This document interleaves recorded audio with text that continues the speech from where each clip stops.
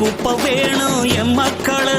வெள்ளாம காட்டில் பொல்லாத சூட்டில் நெல்லண்டி போடும் பொன்மக்களு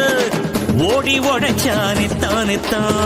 கூட்டி கழிச்சா வேர்வமிச்சான்